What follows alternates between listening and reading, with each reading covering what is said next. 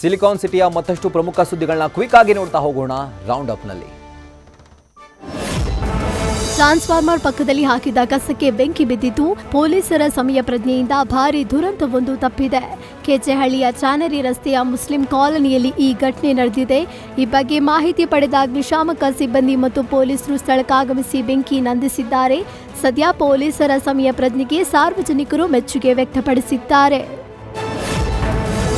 ಬೆಂಗಳೂರು ಹೊರವಲಯದಲ್ಲಿ ಪುಂಡರ ಹಾವಳಿ ಹೆಚ್ಚಾಗಿದೆ.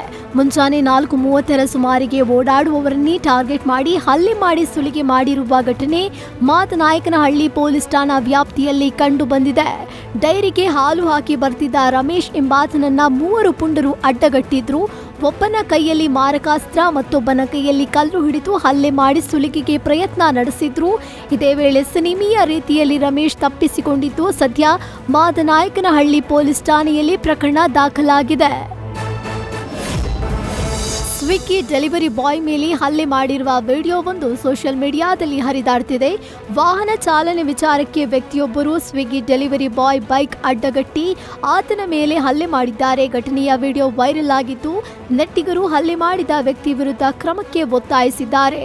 ಆದರೆ ಈ ಘಟನೆ ಆಗಿರೋದು ಎಲ್ಲಿ ಎನ್ನುವುದು ಸುಳಿವು ಸಿಕ್ಕಿಲ್ಲ. ಡ್ರಿಂಕ್ ಅಂಡ್ ಡ್ರೈವ್ ಚೆಕಿಂಗ್ ವೇಳೆ ಪುಂಡಾಟ ಮೆರೆದ ಪ್ರಕರಣಕ್ಕೆ ಸಂಬಂಧಿಸಿದಂತೆ ಇದೀಗ ಕಾರ್ ಚಾಲಕನನ್ನ ಪೊಲೀಸರು ಬಂಧಿಸಿದ್ದಾರೆ.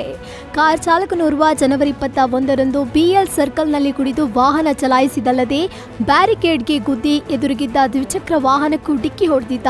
ಬಳಿಕ ಗಾಡಿ ನಿಲ್ಲಿಸದೆ ಅಲ್ಲಿಂದ ಪರಾರಿಯಾಗಿದ್ದ. ಸದ್ಯ ವಾರದ ನಂತರ ಆರೋಪಿಯನ್ನ ಜಾಲಹಳ್ಳಿ ಸಂಚಾರಿ ಪೊಲೀಸರು ಬಂಧಿಸಿದ್ದಾರೆ. ಮುಂಜಾನೆ ಬೆಂಗಳೂರಿನ ಶಾಂತಿನಗರದ ಕ್ರಿಶ್ಚಿಯನ್ ರುದ್ರಭೂಮಿ ರಸ್ತೆಯಲ್ಲಿ ಬೃಹತ್ ಮರವೊಂದು ರಸ್ತೆಗೆ ಉರುಳಿ ಬಿದ್ದಿದೆ. ಕೋರಮಂಗಲ ರಸ್ತೆಯಿಂದ ರಿಚ್ಮಂಡ್ಗೆ ಸಂಪರ್ಕ ಕಲ್ಪಿಸುವ ರಸ್ತೆಗೆ ಬೃಹತ್ ಮರ ಅಡ್ಡಲಾಗಿ ಬಿದ್ದಿತ್ತು. ಅದೃಷ್ಟವಶಾತ್ ಯಾವುದೇ ಅಪಾಯವೂ ಸಂಭವಿಸಿಲ್ಲ.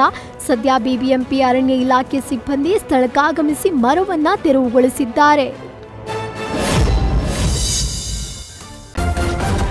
ನ್ಯೂಸ್ ಫಸ್ಟ್ ನಿರ್ಭೀತಿಯಿಂದ ನಿಮ್ಮ ಪರವಾಗಿ.